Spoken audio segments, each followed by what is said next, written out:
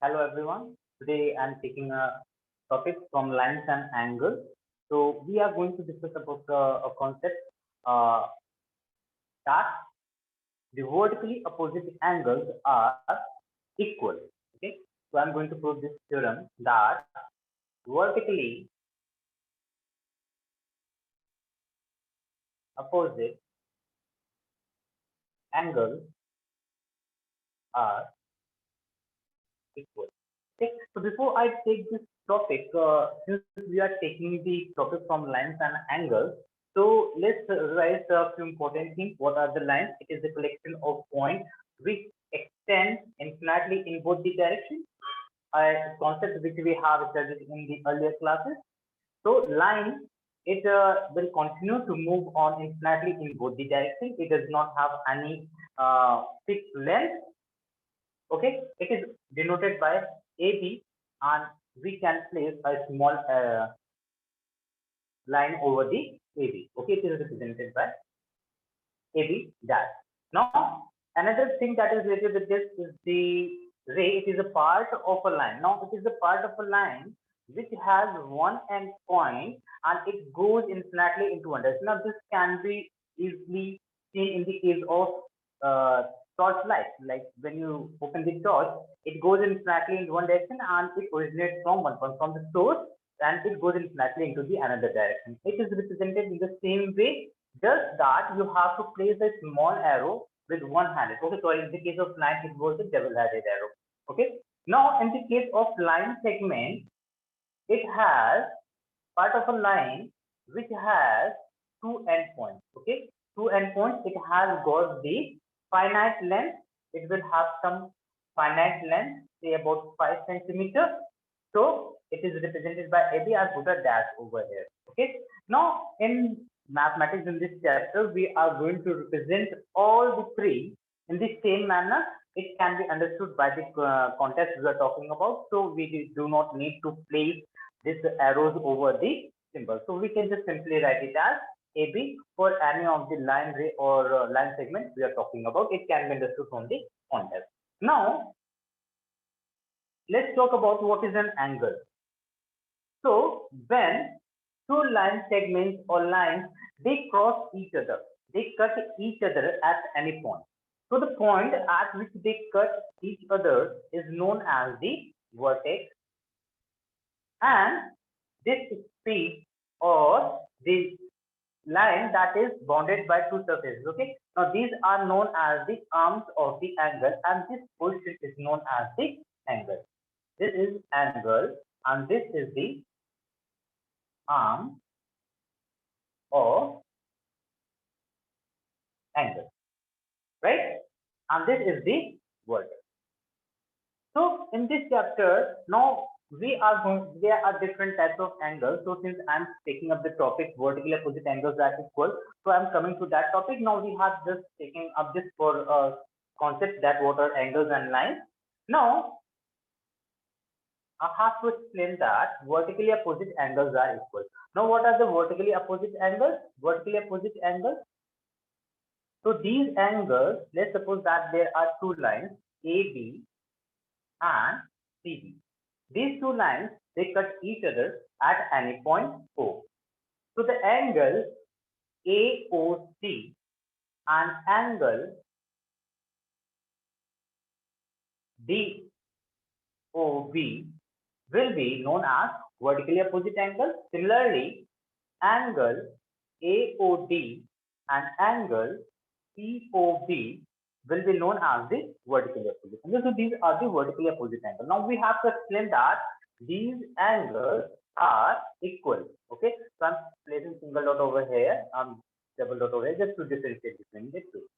Now, in order to explain this, we should know uh, linear pair. What is linear pair? When any line is there and straight line is there, a straight ray is there, and another line cuts it from any point, then the angles that are the adjacent angles that are formed, their sum is always equal to 180 degrees. That is this straight angle. Now we are already familiar of this linear pair. We are going to use this concept. Now, since CD is a line, CD is a line. So if CD is a line, then in this case, we can say that angle AOC plus angle AOD is equal to 180 degrees. What will be the reason? The reason will be linear pair. Similarly, we can say that AB is a line. AB is a line. So if AB is a line, then again angle AOD plus angle B or DOB, we can write it as DOB to 180 degrees, and the reason remains the same, that is the linear pair. I'm writing it as LP, linear pair. Now we can name this as equation number 1, equation number 2. Now from equation 1 and equation 2, what is the conclusion that we can draw? Let's just both are equal to 180 degrees. So we can equate the left hand side of both the equations, equating equation 1 and 2.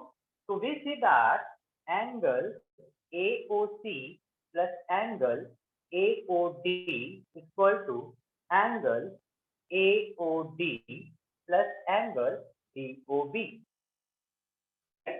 So this is the equation that we are getting over here. So in this case, we see that angle AOD is present on both the sides, so it will get cancelled.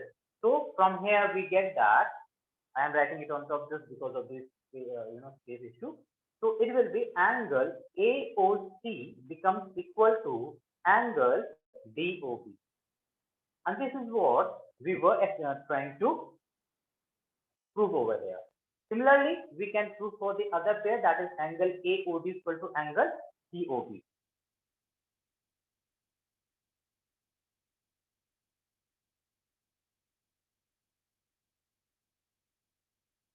How we can take the another part? Now we have to prove another part, that angle COB is equal to angle AOD. So in this case, we can consider these three angles, right? Now angle, since CD is a line, CD is a line, so angle COB plus angle BOD is equal to 180 degree, and the reason being linear pair, I'm writing it as LP. Similarly, AB is a line, AB is a line, so angle BOD plus angle AOD is equal to 180 degree, reason being linear pair. Okay, this is a straight line and the line is cutting it straight over from at one point, so the sum of these angles will be 180 degree, linear pair. So now again, this is equation number 3 and equation number 4, equating equation 3 and equation 4. So what we get, since the left hand side, since the right hand side of both the equations are equal, we can equate the left hand side. So angle COB plus angle BOD is equal to angle BOD plus angle AOD. From both the ends, we can say that now on the both sides, that is on the left hand side and right hand side, angle BOD is present. So both the of them cancel, and we get angle COB becomes equal to angle AOD. And these are the vertically opposite angles, and we can prove from here. Okay, so hence we have proved that vertically opposite angles are equal, right? And this is the concept that we were taking.